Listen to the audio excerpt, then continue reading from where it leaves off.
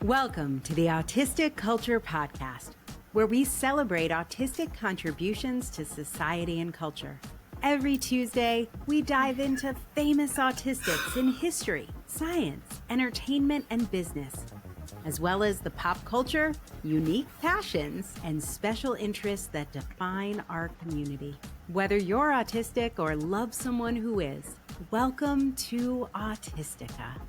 I'm your host, Dr. Angela Kingdon, a late diagnosed autistic woman, a communications PhD holder, a best-selling author, ghostwriter, and writing teacher, and a neurodiversity paradigm advocate with a special interest in exploring the values, traditions, and identity of our autistic neurokin. Cozy up, because it's time for another Autistic Info Dump. Episode 128, Alternative Schooling Options with Chrissy Gardenier.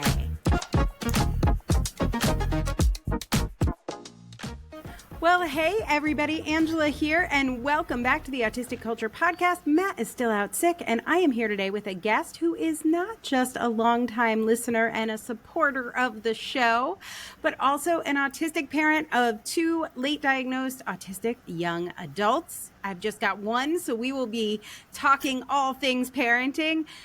Chrissy and her husband embraced radical unschooling, allowing their children to lead their own learning journeys. She has a master's degree in liberal arts with a focus on history and Black studies. We don't do that anymore in America, so I'm not sure what we're going to talk about there. It's all been erased, but we'll come up with something. She is currently in nursing school. I believe nursing is still allowed, just maybe not helping disabled people, I hope. Anyway, Chrissy is aiming to research best practices for autistic patients, which is very cool. Today, we're going to talk about unschooling specifically, what it is, how it works, why it's been such a game changer for Chrissy's family. And I know a lot of yours because this is a highly requested episode. You guys are always asking us to talk about homeschooling, unschooling, free-range parenting. We're going to hit on, I think, all those topics, but we are going to start with a simple hello to Chrissy. And I should have asked you this before we went live. Chrissy, how do you actually properly pronounce your last name? Well, I like the way you said it, but it's actually Gardner. Gardner. Yes. I was like, what is that I doing there? Chrissy has a rogue eye, you will see in the show notes. Just to give it that little something extra. Garnier. I was like, let's go with Garnier. And then halfway through, I'm like, maybe it's just Gardner. I don't know. Chrissy Gardner.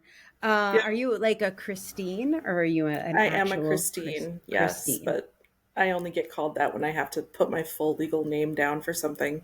Or if you're in trouble, yes.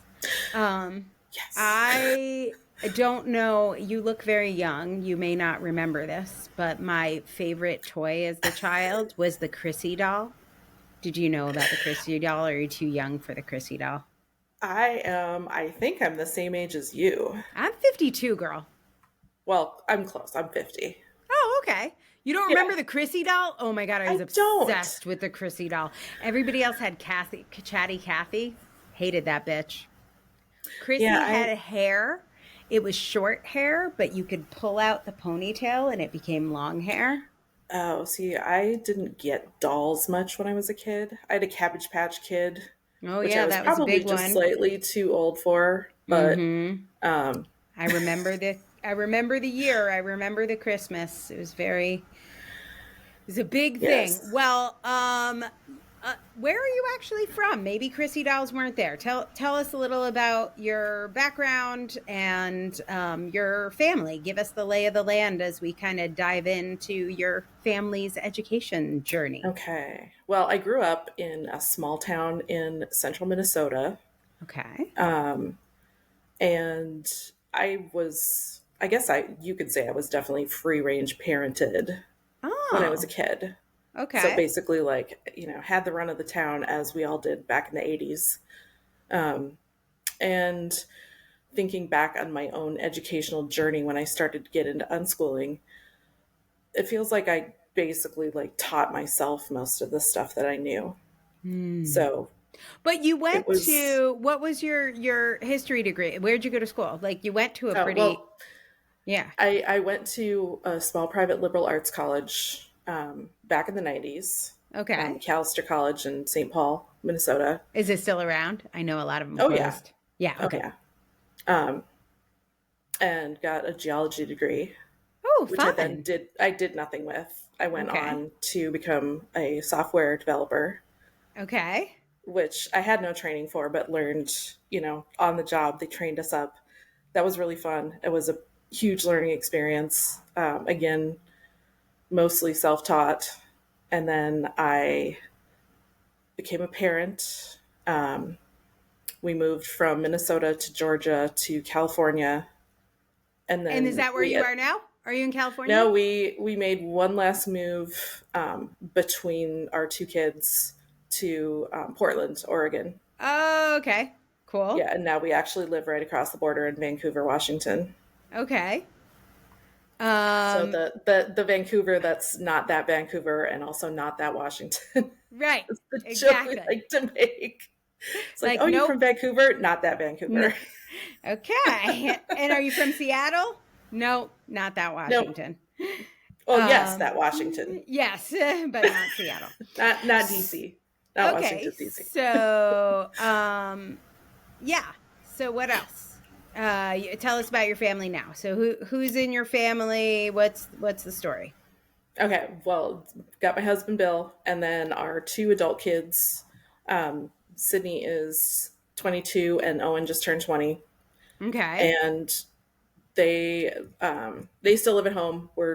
We also have both of our moms living with us, so we have like a true Sandwich multi-generational. generation. Yeah, sandwich family.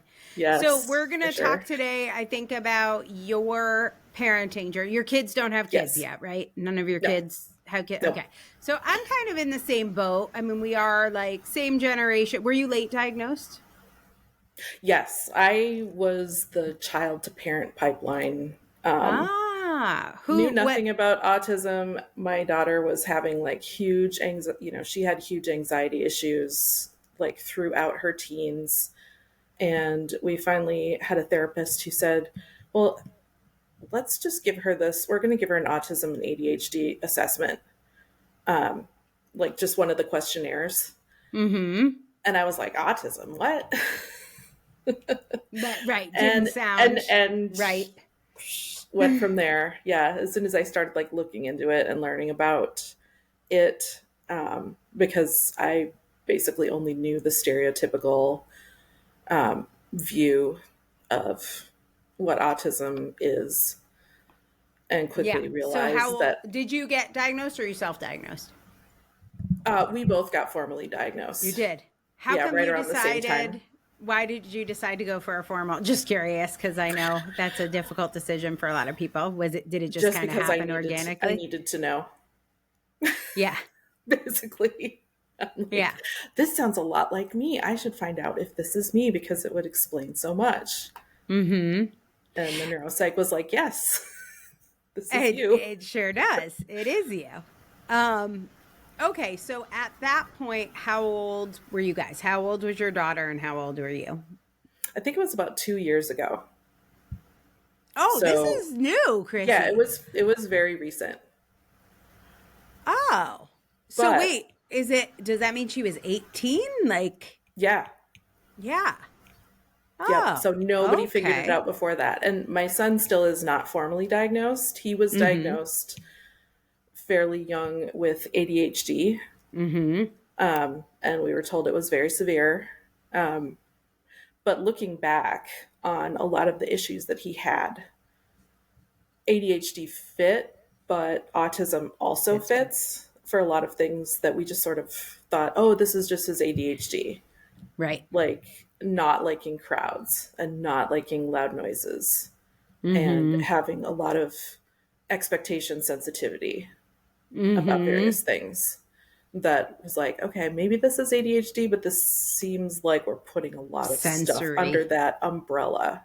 Yeah. Yeah, he was like a super sensory seeker. He was very impulsive. So he definitely has a good dose of ADHD, but Very I think interesting.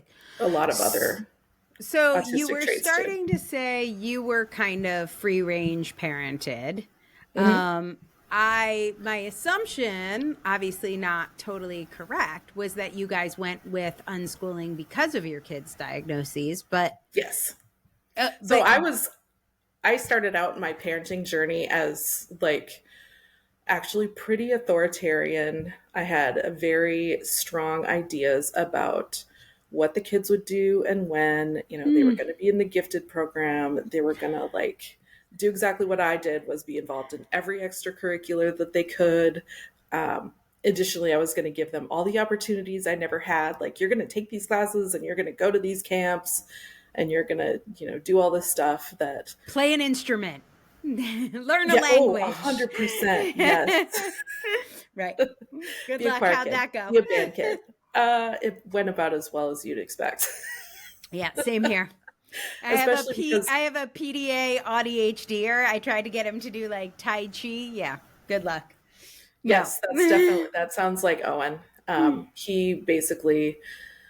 We ended up going the unschooling route because he just pretty much refused the whole thing. Like a school refuser, like refused to go to school?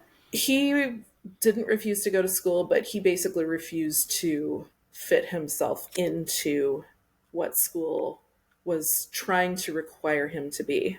Okay, so let's spend a couple minutes on this. I want to share my story with Jesse and then hear a little bit about Owen's. This sort of led to our alternative schooling choices, but I love the story because it's very funny now that I know what I know. So the school called me in and they're like, hey, we're having some major problems with Jesse. I'm like, oh, I'm concerned. What are the problems? And they're like, at lunchtime, he walks alone in the garden. And I was like, How is that a problem? Okay. What else is happening? They're like, we think he's got some big sensory issues. I had never heard that word, sensory issues. Sensory stuff going on. And I'm like, I have sensory stuff going on. I have vision. I have hearing. Like, I literally had no earthly idea what this language was they were speaking.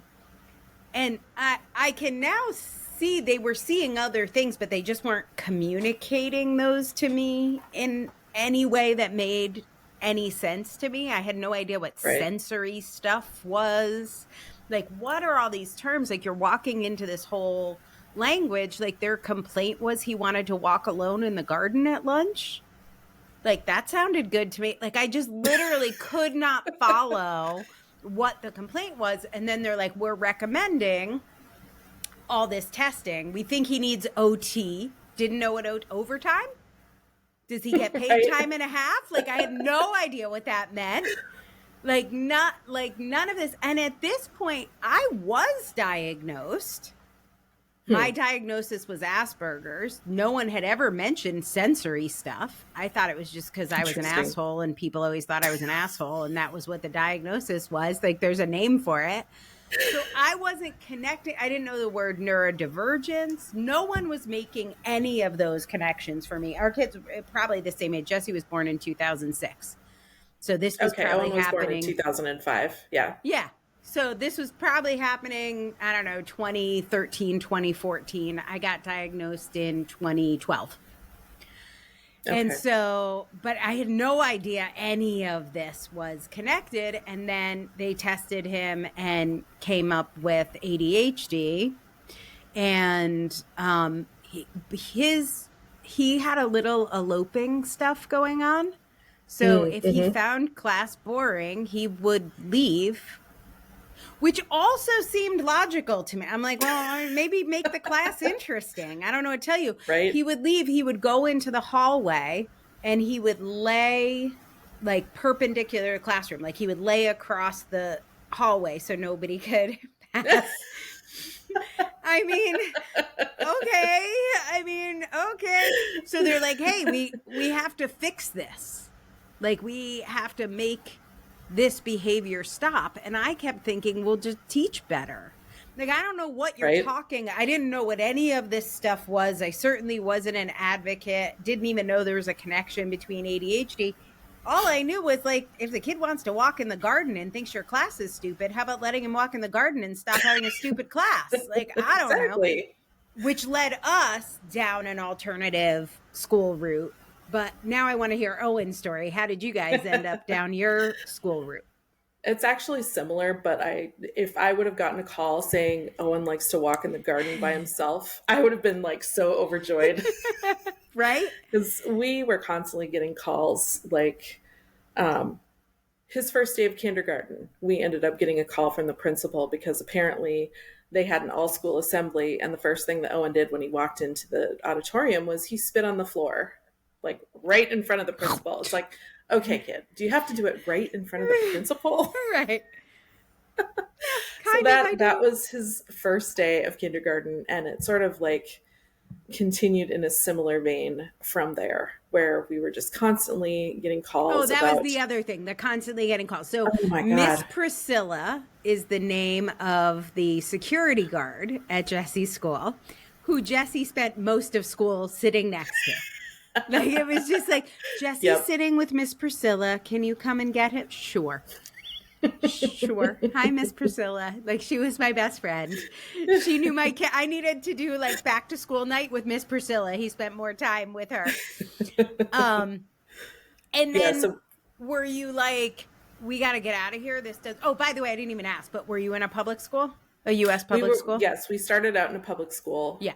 That's where we were. Yeah, he lasted there for through first grade.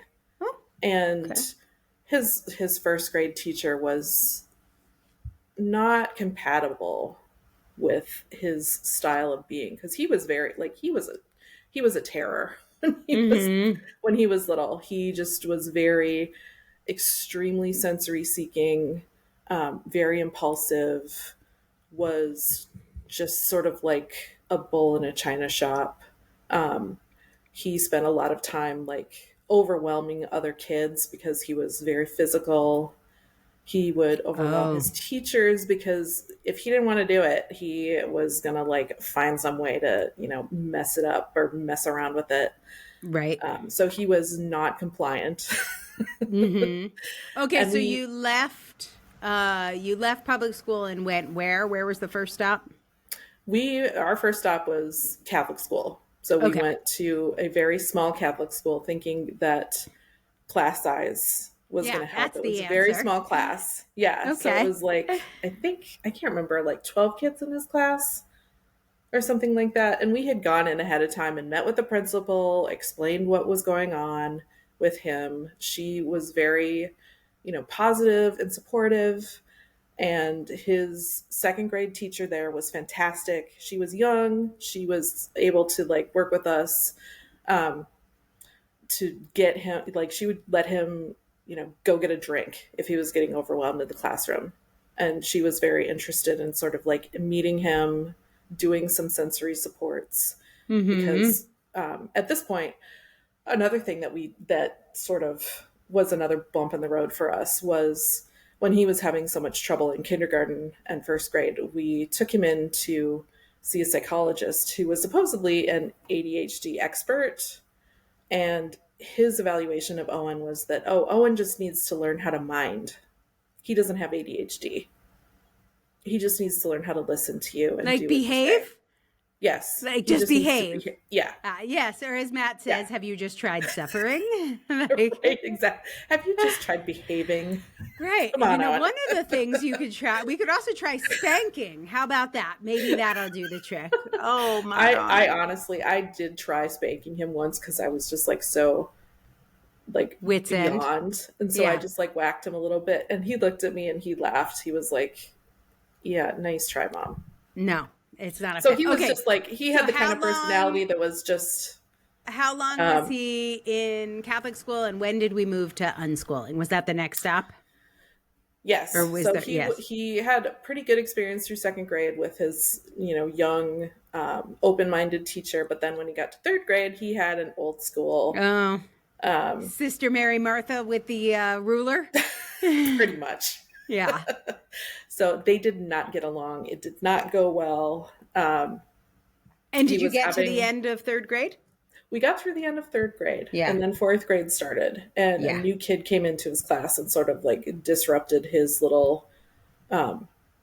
He had a pretty close friendship with another boy, and the new kid came in and sort of like tried to edge Owen out, which didn't go well. And so Owen started getting like increasingly kind of aggressive and just sort of like this is my territory, stay out of it. And so we ended up with Owen was accused of bullying like pretty fairly steadily. And did you actually get kicked out, or did you guys figure out you just had to get out of there? Well, we almost got kicked out. Yeah. So at that point, the principal pulled us in and they were like, this other student, his parents are very involved in the school. And if they left because of your son, it would not be good for your family. And so we're like, understood. Okay. So, it's like the principal, she was very accepting and understanding at first. But then when his, because he is who he is. And so it just sort of like, over the years, her patience just, ticked downwards over time. And I think she just got sick of dealing with him. Right. Right. Well, I want to take a break and I want to come back and talk about unschooling and what happened next. I'll wrap up quickly with my story. Jesse actually made it through fifth grade, which was the end of elementary school for us. But those last 2 years after that conference, so third grade was like the real tipping point. And he had an amazing teacher who was an advocate who like got us across the finish line. But it felt like every day was pulling teeth. It was not working, but my brain, and I was learning all these things that we now know, right? But every day I was trying to figure out how do we make this work? But at the same token, I didn't know anything other than you go to the public school in your neighborhood. There was no other option in my head. I knew about homeschoolers, but they were weird. And right? So that I was like, homeschooling is my worst nightmare. I will never do that. Yeah, I have a job. Like what? Never thought that was going to happen. So when we come back from the break, Christy and I are going to tell you about how our minds were changed and how we became the weird alternative school moms. So we're going to take a break. We'll be right back. If you're anything like me, online quizzes might be your guilty pleasure. That's why I am so excited to announce the Autistic Culture Quiz. It's fast, it's fun, and it's pretty to look at. But best of all, it might just change how you see yourself. Take it right now at bit.ly/autistic culture quiz. If you've ever felt like you just get autistic culture, but you don't know how to explain it, this quiz will help you explain autism from a non-medical perspective. Each question is based on one of the 10 pillars of autistic culture. Take the quiz now and improve your cultural competency. It's totally free. Just go to bit.ly/autistic culture quiz. And autistic culture quiz is all one word, all lowercase. This is the way.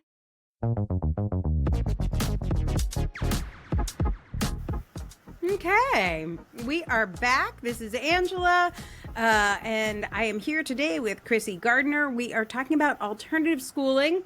And if you missed the first part of this, we were talking about how our... Okay, we are back. This is Angela, and I am here today with Chrissy Gardner. We are talking about alternative schooling. And if you missed the first part of this, we were talking about how our boys led us down the garden path of alternative schooling. So, Chrissy, I don't know about you, but I had a lot of misunderstandings about what homeschooling was. And I remember when I was starting to learn about it, I do remember learning about unschooling. People told me about it. And I could not think of a more stupid idea. Like your kids just, I guess, lay in bed all day and play video Right. games. Like I was like, unschooling, that doesn't even sound good. Who Right. would want that? How would I deal with that? So what you guys went all in. We We did. I'll did. tell you our story. But when you first heard it, what were some of those misconceptions you had that and how did your mind get changed? Well, the big misconceptions were like, well, if you let them decide what they want to do, they're never going to do anything. They're only going to eat only ice cream. They're going to, never sleep. And play They're video going games all to day. play video games all day. Yeah, they're just basically going to like waste their lives. And they're also never going to amount to anything. They're not going to become good, productive members of capitalist society. Right. Around this point, my mom would say things to me because that's the goal. Let's make contributors to the machine. Yes. My mom was like, "Is he going to live in your basement forever?" And I was like, yeah, that's a very popular one. Right. And yeah, I was they're like, going to be I like don't know. 40 It's years third grade. old. Are we there already? Like it's at this point, it was sixth grade. It's sixth grade. We're trying to get through. Like he's 12. Like I don't know what's going to happen. Like right. Well, first of all, there's nothing wrong with living in your parents' basement. Right. I don't even know if I would have a basement. I lived in an apartment, so it already seemed like an upgrade.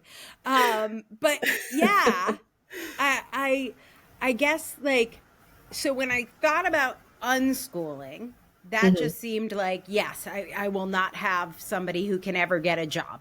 That's what I will be making. That's just like way too far. And then when I thought about homeschooling, and for me, I would often think, and when you research the curriculum, you do run into this, a lot of like very evangelical or like religious, and I'm not. And so then I was like, it's a lot of work. Like I kept thinking about like Ma from Little House on the Prairie, Caroline, like she had to do a lot of work to school those kids. Like I don't have all that in me. I have a full-time job. How would this be happening? So homeschool felt like too much for me and unschooling felt like not enough. Yeah. Walk us through from your perspective. Okay. Well, our journey was that once Owen was on the verge of getting kicked out of Catholic school, I had a couple friends who had similar issues with their sons and had good luck pulling them out and doing an unschooling kind of thing. So I was like, well, if they're doing it, maybe it's something I should look into. And just to clarify, what state were you in at this point in your journey? Were you in California? I was in Oregon. You were in Oregon. Okay, so I do think this makes a difference. Because Oregon... Yes, what state you're in is definitely makes a difference, but you can do it. I mean, there are unschoolers all over the country who have figured it out. So I think COVID, I was all pre-COVID, but I think COVID might have made it easier because now you can register for online schools. It's like your kids going to a private school. They're cheap and it's like a registration so you can say what school they're in. I do think there are some easier ways, but at least when I was doing it, you had to register with the state and submit a portfolio annually. And it was like a lot of work. Yeah, well, there are two different kinds of homeschooling. The one that you were talking about where you register with the school, and that's what we tried first. And it's basically like, online school, and they're like, homeschool your kids. But when you register for a curriculum like that through a school district, you're basically still a public school student. It's just that you as the parent have to do all the work of teaching. Great. Yeah. So it's not actually homeschooling, and you're still under public school rules and regulations. Yeah. You basically got a job as a teacher. It's just unpaid and you have a classroom of one or however many kids you have. Right. Yeah. So you exchange that for getting a free curriculum. But we tried that for what's about the a other week. kind? Oh, okay. That didn't work. And it was terrible because the lessons we found were very redundant and uninteresting. And basically I had to like sit there with Owen and do everything with him. And I'm like, this is going to wreck our relationship if we have to do this, because he was into it for about a week because it was new and different. And then after that, he was just like, this is really boring.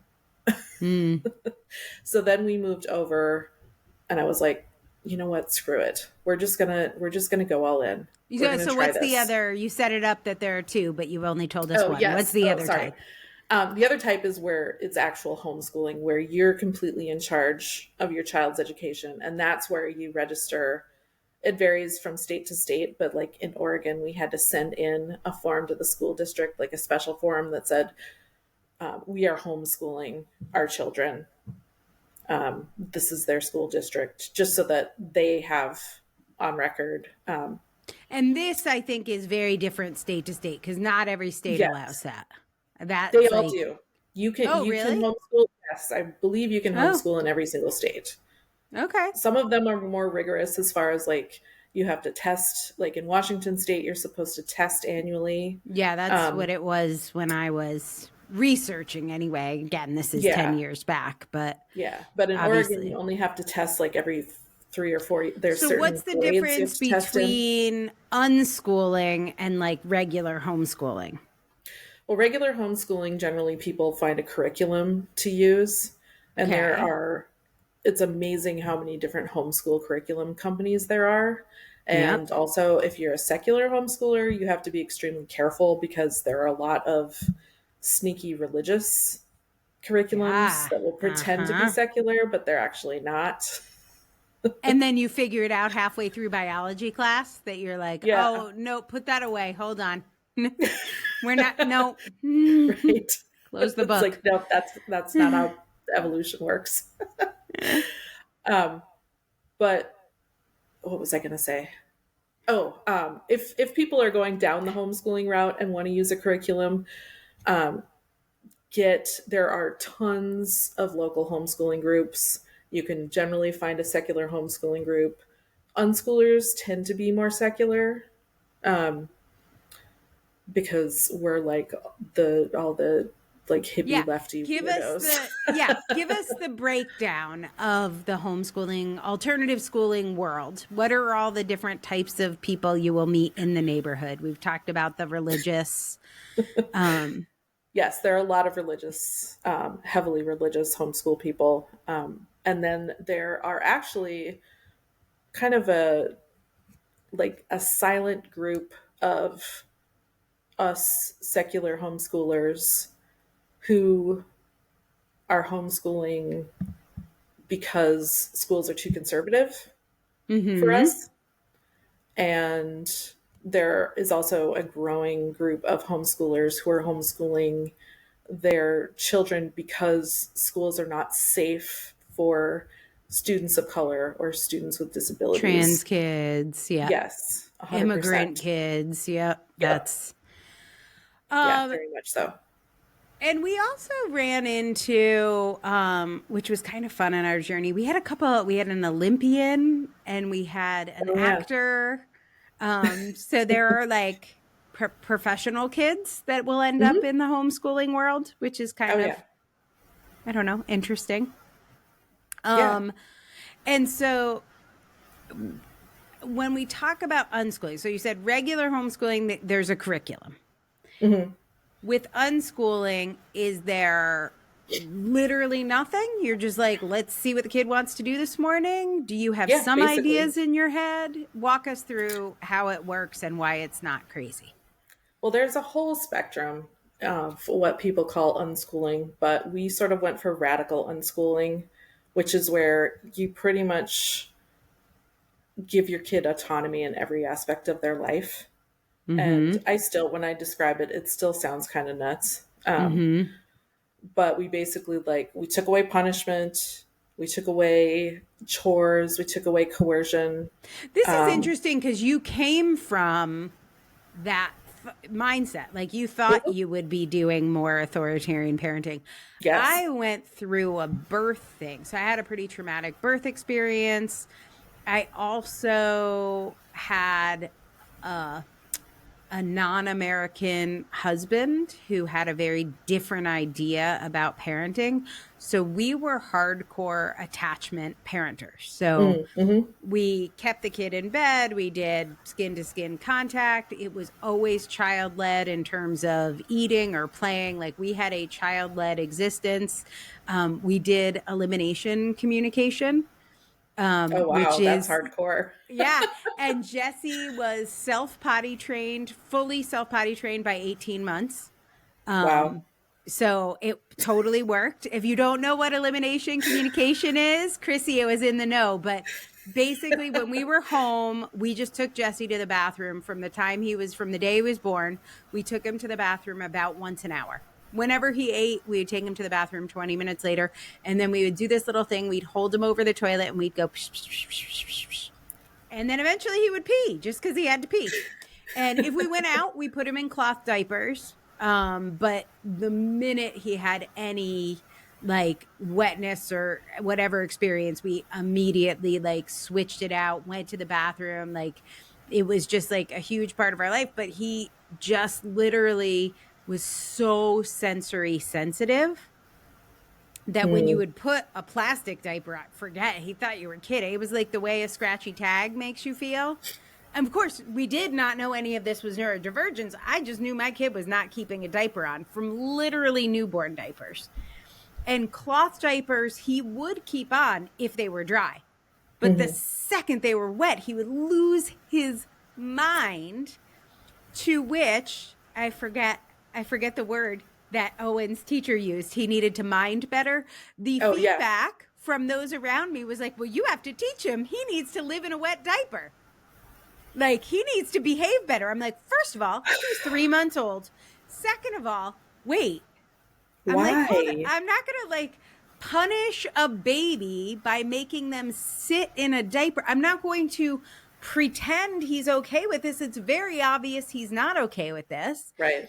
And so then as I started researching, like, what the hell do you do if your kid won't wear diapers? The answer is elimination communication, which is like what most of the world does. Right. Most of the world. So we maybe went through, I don't know, 2 boxes of Pampers Jesse's entire life. Like that was not, we had many other expenses, but that was not an expense we had because this kid wasn't going to wear diapers. And same thing with like, the Ferber method where you're like a cry it out mom, where you like sleep training. No, ironically, we ended up doing attachment parenting. See, I don't think it's ironic. I think it's you had a neurodivergent baby. Yeah. Like Jesse was you kidding? Cry it out? Yeah, I will cry all night long, week after week, month after month. Like Matt talks about habituation. No, doesn't happen. Lay next to the crib, lay by the door. I said there were many expenses. We hired like 3 different super nanny behaviorists, no, Jesse was going to sleep with us when we went to bed. He made it very clear. Everyone outside who was like judging me as some sort of bad mom, I'm like, live in our house for a week. Live in our house for a day. You get the kid to eat. People are like, you let him just eat macaroni and cheese? Yes, I fucking do. You try. Go ahead. You try. It's over. Like they were literally starved to death. Yeah, no, he would have. He would have. So it's like the whole, they'll eat when they're hungry. No. If you have an ARFID kid. No, like, my friend. They will not eat when they're hungry. Like she would starve to death. Right. Literally. Yeah. And so she was actually, she was our first.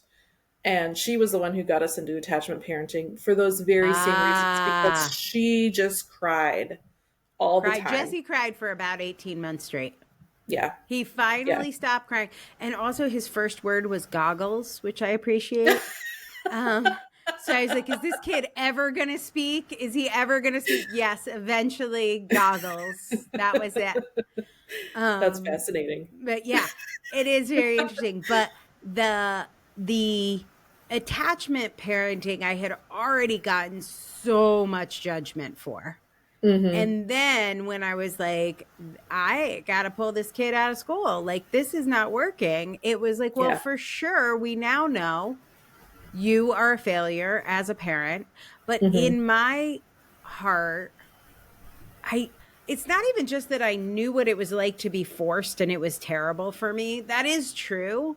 Like I remember so much. I never wanted to eat meat. And I remember getting like cut up small and you can't get up from the table until you have 4 bites Yes. and like all that stuff. I never wanted to do that to my kids because I know like how awful it was for me. So I always had this idea that I would have like child-led parenting. However, it is very hard to do. Like the judgment in doing it is it's extreme. yeah, like you are ruining this human. Like, how did they let you go home from the hospital with this baby if you're not gonna? Right, the idea that you're gonna ruin them. Yeah, It's this whole idea that, the child is the empty vessel and you are responsible for filling them with right. knowledge and A behavior knowledge and of how to manners. contribute to capitalism. Yeah, Exactly. how to be a productive member of society. So How to be compliant. yeah. So when you chose unschooling, even though you had experience with attachment parenting, you had more of an idea that you were closer to authoritarian parent. There would be rules, there would be punishments, you would get grounded, you would have a certain number of hours of screen time. Oh, yes. Yep. You would eat your would vegetables. Earn your screen time and you would get it taken away. Great. How'd that go? Well, honestly, that was the only thing that would motivate them. Right. And then did you just wake up one morning and you're like, we're throwing all of this out? And also, kind of. Yeah. How did you get were you and your husband on the same page from day one? This is radical. He he has a personality where he will refuse things. He always says no at first. He's just like, nope, not going to do it. I don't like that. And then after he thinks about it for like a day or a week or whatever, then he'll slowly come around. And that's kind of how it was with homeschooling. So he was not really into the idea of homeschooling when I was like, we're going to pull Owen out and we're going to do this school at home thing where he just takes these online classes through the school district and everything will be great because he won't have to be in the classroom anymore. And Bill was sort of like, I don't know about that. He was concerned about me. He's like, do you really think you're up for that? Do you really think that that's what you want to do?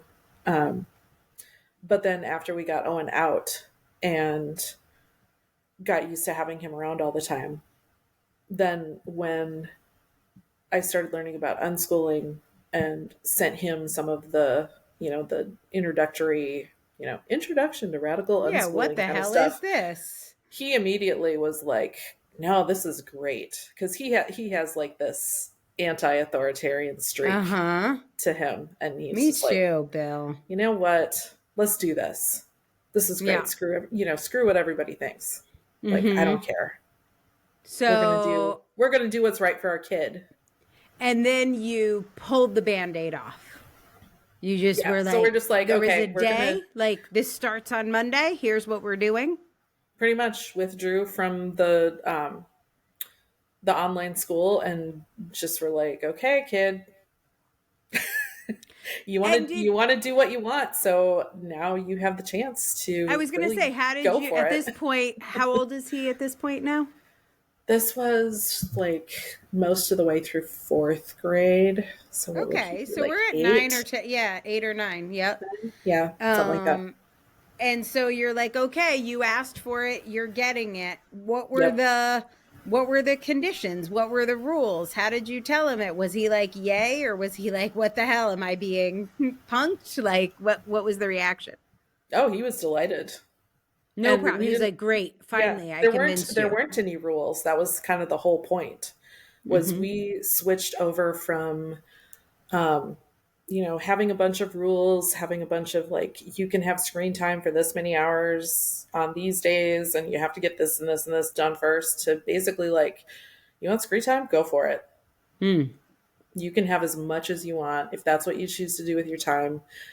And we sort of like, we absolutely didn't go about this willy-nilly. Like I did, of course, a crap ton of research into what is unschooling, what is radical unschooling Before you pulled before the we pulled trigger. the Yeah. plug.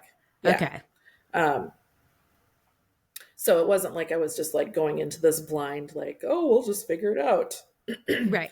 I was very much had a plan and sort of had examples in front of us of other people who had done this and done it successfully. Sorry, I got a frog in my throat.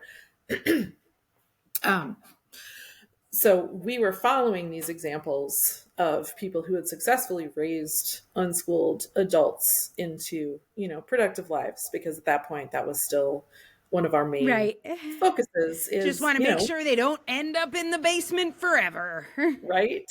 Although at this point, at some point my husband was like, well, I kind of want them to like live in the basement forever. Like I'd be fine if they stayed with us. It's so funny. That's the worst thing we can imagine is intergenerational housing. Right. Like what? That would be terrible if we lived together forever, like most families in the history of the world. Yeah. Like literally, that's what you're afraid of is, okay, because that is how most people live, just so we're all on the same page here. Yeah, no, and it's like one of the best things about unschooling is that it really took away the confrontational kind of nature of parenting. And so we turned it from, an authoritarian relationship, which is what most, even when you're trying to be, not an authoritarian parent. I can't remember the other type that is the kind you're supposed to be. Is it the permissive? Oh, no, you're supposed to be like the authoritative, I think what it's called. Right. You're not supposed to be aggressive. The middle one just sounds so terrible. I know which one you're talking about. I watched that terrible TV show. Did you watch the one on the parenting styles where they had it was like a contest? It was like every week they eliminated a different parenting style. Oh my God. That sounds it was horrible. It was so terrible. I was literally shaking. And then and they have all the parents vote on what's the best parent style. Like, who are we judging the least? And I will find this and put this in the show notes if you were lucky enough to visit. But yeah, it's not authoritarian. It's authoritative, I think. Yes, that's the one that they're like, okay, you're firm but gentle. Yes, right. But that's still an adversarial relationship with your kid. I mean, you're still it's like, I'm in charge. I'm the one in control here. Like, okay. I know best. There's a lot of about you and your body and what clothes feel good on you and all these things about what hobbies you should have. Yes, what you need to do. And it's sort of interesting.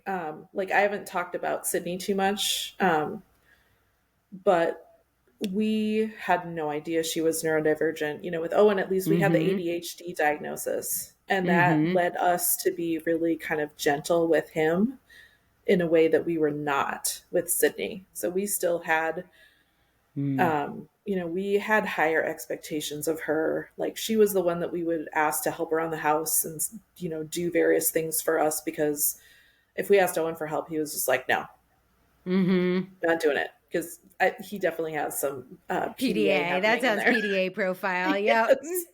So it's like if you have to ask it, you have to frame it in the right way. He's very happy to do stuff, but you have to frame it correctly. Just like my husband. Right, exactly. I want to talk about Sydney more. Let's take a quick break. We'll come back. We'll talk more about Sydney and then some of the pitfalls of unschooling and some of your favorite things about unschooling. Yes. We'll be back.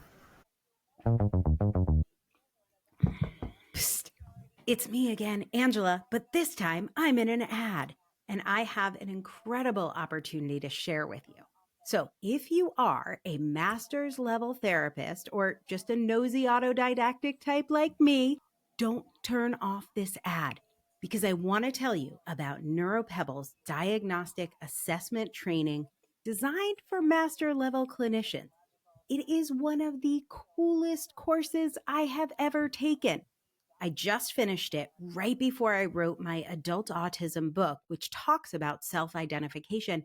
And this course, it was a big inspiration to me. If you want to learn an affirming way to assess autism and ADHD that bridges the gap between self-identification and formal testing, this is the course for you. And if you're a professional, you can even get 7 CEU credits. It's affordable, it's practical, and if autism diagnosis is your special interest or if it's your job, it is so chock full of information and resources. Go to bit.ly/neuropebble to learn more. That's bit.ly/neuropebble. And neuropebble is all one word, all lowercase.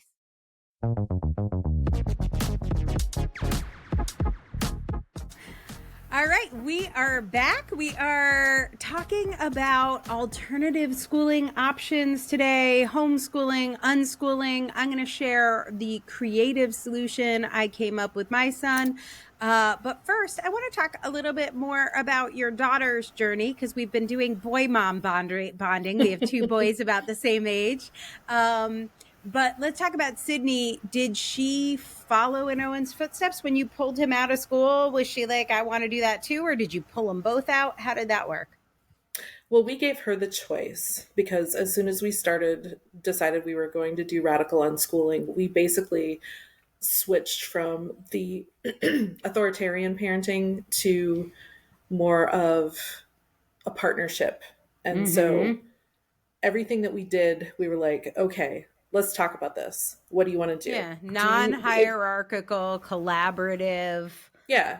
We're like, you're welcome to stay in school if you want, but if you want to come out and do homeschooling like your brother, that's totally fine. And did she know? Like, did she have an answer? Yeah, she stayed in school probably like about a month longer than he did.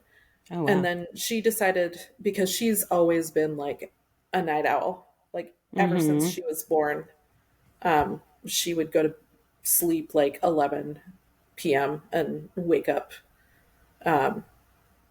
later in the morning.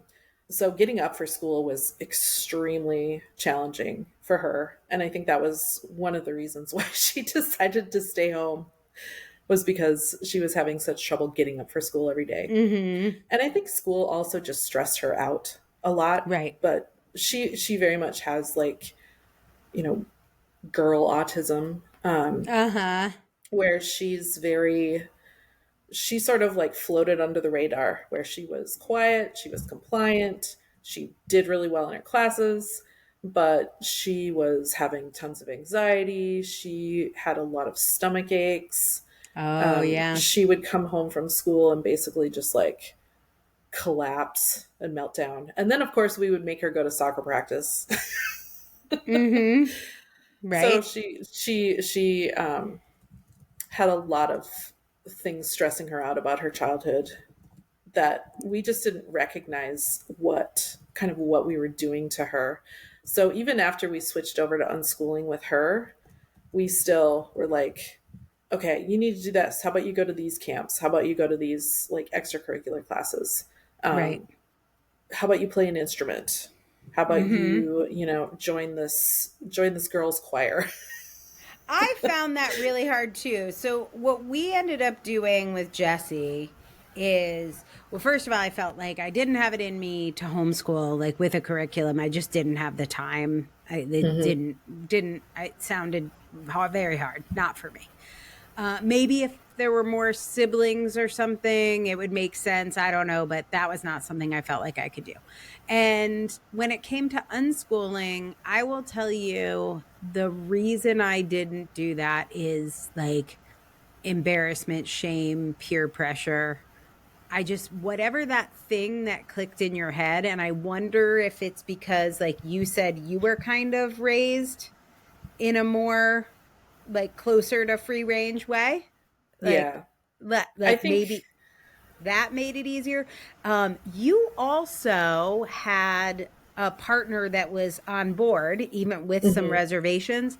I had a partner that was not my partner, a very contentious divorce that we were still in the middle of, and he didn't agree. Yeah, that's So rough. I was sure if I went with unschooling, I mean, I definitely did probably the same amount of research as you, but I was like, I will Mm-hmm. just lose custody of my kid. Like, that's not, how do you Right. get And that by that's a judge? How do you, like, my family, I didn't even think would support me. that's a huge problem that a lot of people have. Yeah. Like So, custody disputes, disagreement between parents. and So I if you're listening and that's you, like, I just really feel you. Like, you may or may mhm. not have counted your lucky stars, but I think even within a Oh yeah. marriage, having a disagreement on this is Yes. Yeah, kind of and game that's really over. common So that I found the magical answer. And well, okay, I'm going to tell you, first of all, before I say this, caveat, the magical answer is throw money at the problem. So right. this Yeah. this is not this is not an affordable solution. I do know many people from US public schools that were able to get an IEP, get a lawyer, and fight to get this. I'm going to explain a private school and get that paid for by the school district. It is possible. It is Mhm. a lot of work, but for most people, what I'm about to tell you is not affordable. I had an inheritance that I decided to use my inheritance on this. So I had some money. My ex-husband, baby's father, did not contribute to this at all. It was a massive financial decision, but I really worried about who my child would turn into if I was spending all day, every day fighting with him to be in a place that felt like jail. He Mhm. was running away. He was depressed. Like, it was not Yes. an option. Unschooling would have been the perfect budget option, but that was not an option. And so I found a school. I'm sure it's not the only one, but it's called Fusion Academy. They're all over the world. They are amazing. I've become friends with the original founder. She since sold the organization, but the way it worked, it is the most brilliant setup I have ever seen. You go to a school. There are somewhere between 5 and 10 kids in your whole grade. So not none, but for us, it was 6th grade to 12th grade, 5 to 10 kids for each grade, about 50 kids in the whole school. It is an office building, and your classes are one-on-one. So if you could picture somebody's desk, like the VP of sales, if you could picture their desk, on one side of the desk was the teacher, on the other side of the desk was the student. Sometimes it was a little conference table. Sometimes it was a two-sided desk, but there was just a desk and two people, the teacher and the student. Wow. These teachers got paid basically what they would get paid at a public school for teaching one-on-one to like 6 kids a day. They basically had 6 classes. And this was the best part of it. You would go in, you would have class number 1, which let's say it's English. And then you would have a whole regulation hour to emotionally regulate. They had a room called the Zen Den. So you can go to the Zen Den. If you wanted to be alone, you could regulate and you could do your homework from that class if you wanted to. You could play video games, you could do whatever you wanted, but you had an hour to recover from class. You could leave campus. So Jesse's dad worked right next door to the school, and he would leave campus and go to his dad's work and go get food from the vending machine and hang out in the conference room and come back. After you had an hour to re-regulate, which is how long it takes to switch classes. Like, the transition Right. times were one of the hardest things for Jesse. And once you were regulated, you would come back and do your next class. Let's say it was math. And you had basically 3 or 4 classes a day. There's like a funky little thing they did with half days on Fridays, but you'd have 3 or 4 classes a day and 3 or 4 1-hour regulation blocks.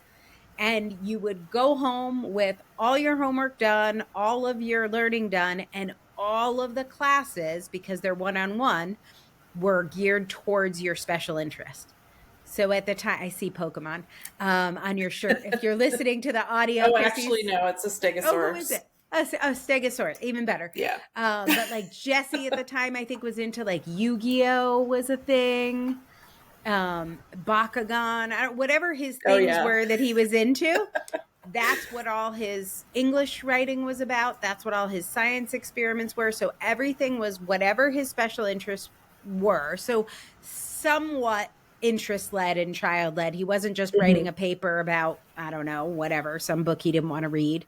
Right. Everything, sometimes like he would read, I think he was into Stampy Cat, which was like a YouTuber, and he didn't want to read a book. And so he read the comments and he had to summarize the comments on a YouTube video.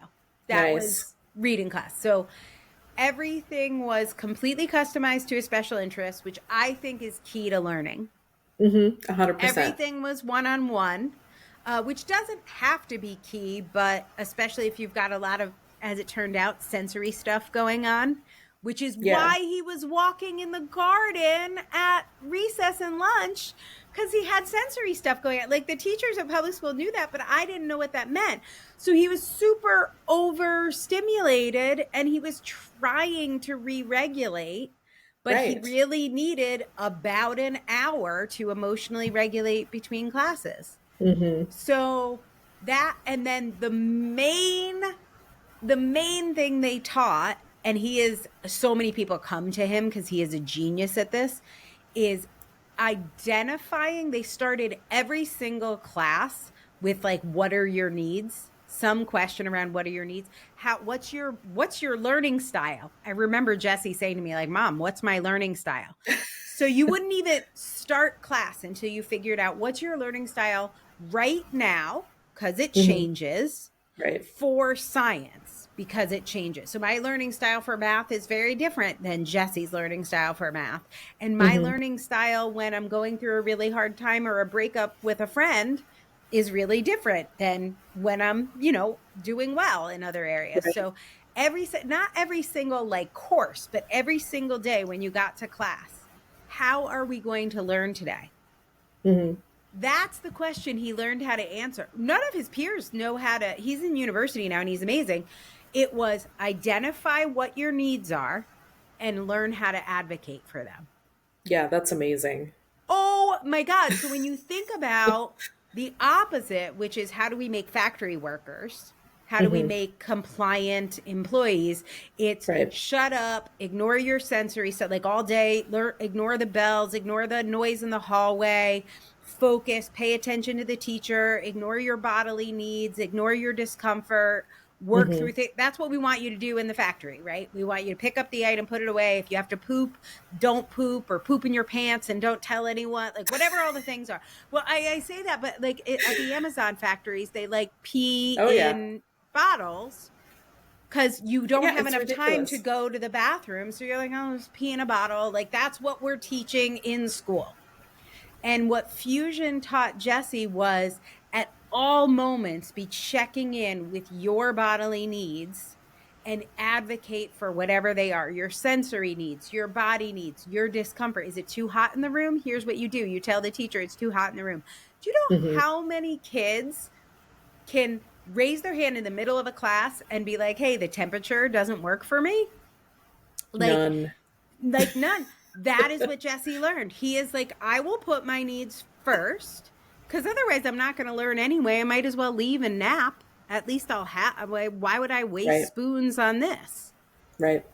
So super expensive, but I have to say, like, for us, just because of a couple little lucky things and lucky breaks and things like that, and also bad things with the divorce that I had to make this decision, it was like not quite unschooling, not quite homeschooling.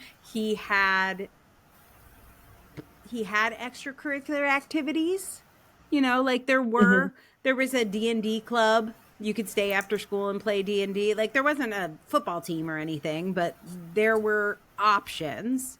Right. And more than anything, I felt like, oh my God, he has learned to identify and ask for getting his needs met.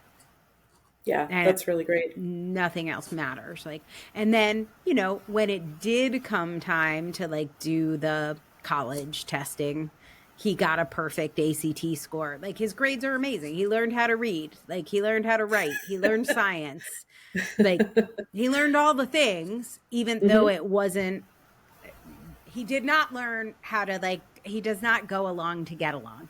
He's got zero chill on the go along to get along front. That is definitely not the strength. But what about you? Were there any surprises for you, takeaways, what worked about homeschooling, and where are your kids now in their educational journey, meaning? Yes. Well, there were a lot of surprises, and one of the main ones was just like how incredibly motivated kids are to learn. Yeah. And how learning comes in so many different forms that you don't necessarily expect. So when we went free range with screen time, the kids, they chose to spend like much of their time on screens, which, I spend much of my day on screens just because that's how I self-regulate, and Yeah, me too. discovered that that's what works for them also. And the tools that kids have available today for learning, so much different than when we were kids and you had to like go to the library and check out a book in order to like learn about things. Now they can Nothing go on wrong with YouTube or that. whatever. And so, they spend a lot of time like, following various YouTubers and things that mainstream society would think were like, well, they're just like wasting their lives. But when I actually had conversations with them and dug into what they were doing, especially Owen, he ended up like going down the history rabbit hole and became extremely, like, he has just like the most ridiculous knowledge of history, which started from a video game that he got that was, I cannot remember the name of it, but I was like, which one? But then I could see in your eyes. You're like, yeah. I don't know which one. But basically it's like a war simulation game from this company in Sweden. And he, from playing that game, he became so interested in history that he just like went down the YouTube rabbit hole. And now basically any question that we have like on a crossword puzzle or trivia or anything about history, we'll just like, okay, Owen, help us out here. And he, 99% of the time, he will know exactly what the answer is. So he ended up like just with this very deep, like, public school, they tend to teach you like a lot of subjects very shallowly. So you have a broad but shallow education. But what kids tend to do when they're left to their own devices is they tend to go very deep on a single subject, which is also, that's kind of an autistic thing too, to just like, you get your special interest and you focus and you learn absolutely everything about it. And unschooling just like kind of gave both Owen and Sydney just the freedom to do that, to just follow these various little rabbit holes. And then other times when they were, like, Mom, I'm bored, what do I do? I would just like, there's a thing in unschooling called strewing, which is where you just like, you find little interesting things like, a rock or, a place that you want to go, like maybe a park. Or in our case, we ended up doing a lot of international travel. Yeah, that's great. That I was just like, hey, I really want to go to this place. Our producer Simon says, is the game Battlefield? Is Owen's game Battlefield? That was one of them. Oh, that was okay. That well, was you apparently you one. you strewed through all the games. Yeah. Oh my gosh, his Steam library is just like ridiculous, and like so many games. There's not really graduation, but do you feel like anything changes, let's just say after you turn 18? Like, is there some sort of conclusion to unschooling, or are you an unschooler today? Like, is it just called living life? Yeah, I think it's just like lifelong learning.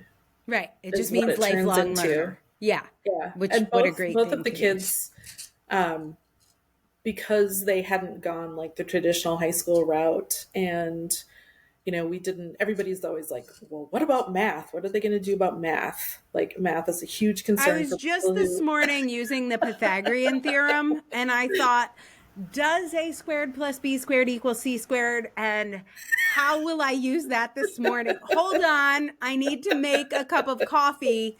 Let me quickly do some binomials and diagram a triangle. right? I So am sure if they need math, they learn it for whatever they need it for, right? I mean, yes. that's. Plus, there's this magical thing, like, here in the US called community college, Oh, which okay. Also that. is an incredible resource if you have kids like mine who did not do traditional high school. They don't have necessarily like there are plenty of kids who can go straight from unschooling into regular 4-year college.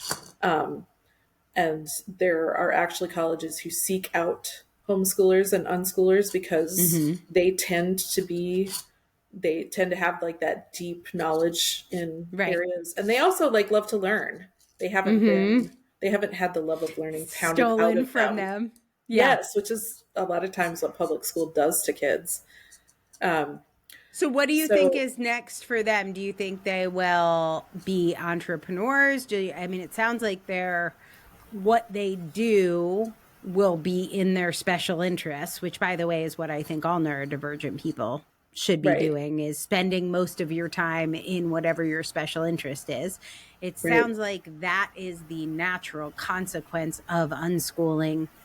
You almost don't Yeah. imagine a life. What else would I be doing? Spending my time not in somebody else's special interest? Like, it really isn't logical when you think about, well, you'll spend about 40 hours a week doing something you hate for Hmm. approximately 40 years, but then you can do the things you love. You may not Right. remember what they are. However, like, It doesn't make any so, right. sense. But do you think that they have kind of found what that is? Like, do you think for Owen it will be history, and I forgot what you said for Sydney, what her rabbit holes are, but I what's her? don't know if I talked about Sydney much. She was very into art, doing Yeah, drawing, digital art. I feel She's like you very did good say at that. it. Did I? Okay. Yeah, I feel Um, it. Yeah. and then also video games. She's also Oh, a big gamer. okay. Um, but she right now is in like extreme burnout. Mm. So she went to college for art for about a year, and now she's just like, yeah, she's in It's hard. I burnout to the point where she am. can't leave the house. Yeah, I am. Sorry, Sydney. You're going to get through it. I'm working on a college episode just because we're going through this. I Mm. will tell you, Jesse is in a University of Miami. Like, it's the most traditional college experience you can imagine. Hmm. Their disability services department could be called their like ableism expert department. Like, it's just Mm. not great. It's not great because he has those self-advocating skills and the like regulation skills. He has had some like some tools, some life racks to cling Yeah. onto. But even with that, even having gone through school, even though it was different, uh, just freshman year, so much. He is right on the edge of burnout. By the time holiday break came, like both times, like he can do it for about 2 months. Hmm. That third month, he just can't. Yeah. There's not enough time to get regulated. So it's Right. just like you're operating in dysregulation, operating in dysregulation, operating in dysregulation. And Hmm. then what happens is that eventually you can't do it anymore. You hit the end. Yeah, and Um, that just happened to my son. He is going to our local community college, but his limit is 2 classes per yeah, term. you And got to he figure out started what out that this is. spring term, and he's just like, I really don't want to like let you guys down, but I don't think I can do these classes this term. And we're like, you know what? You don't need to worry about letting us down. You need to keep yourself out of burnout. And if you need to take a Yeah. term off, like, maybe it takes you 8 years to finish your Totally. 2-year degree. But if Totally. you come out of it at the end, like still healthy, then, That's do and what you learning. need to do. That I think is the point of college, is like learning what you could do, because then you shape your career around what you need to have a life that is fulfilling and doesn't send you into burnout. It's going to make And there's all the so other much decisions. So much pressure to like just push through, just do it, just get it done. You have to be on this timeline where you go to college for 4 years right after you graduate high school. And if you don't do that, somehow your life is going to be like behind, or, Right. You're going to ruin your life if you don't keep to this timeline. But Right. that's completely ridiculous. Totally. Well, we should wrap it up here, Chrissy, but I know the parenting journey continues. And Always. It has been fun sharing these, your family stories, and learning more about Owen and Sydney, and Bill's your husband. Yeah. Yeah. So I feel like we had a little peek into the Gardner family. And I think this will be super helpful for people trying to figure out how to go on this journey. If you are listening and you have been curious about unschooling or just doing anything alternative, maybe this gave you some ideas. Chrissy, if you have any links or resources you want to share, send them over to me, email me, and I will put them in the show notes. Okay. I just really appreciate having you here. And I also appreciate that you have been a longtime listener and one of our guardians. So thank you so much for being here. Thank you for having me. This was really fun. Awesome.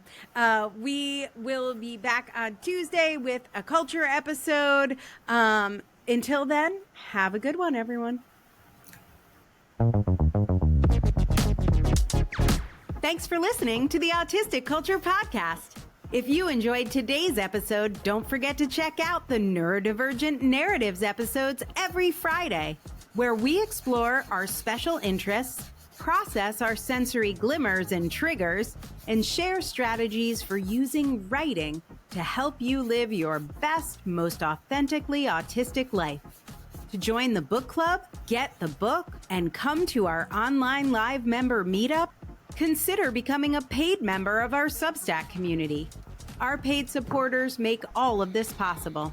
The podcast itself is always free, so even if upgrading isn't in the cards for you today, the best way you can support the show is to rate, review, share, and subscribe on Substack or your favorite podcast app. Just go to autisticculturepodcast.com/about for a more detailed explanation of how you can be an even more engaged member of the autistic culture community. We're saving you a seat.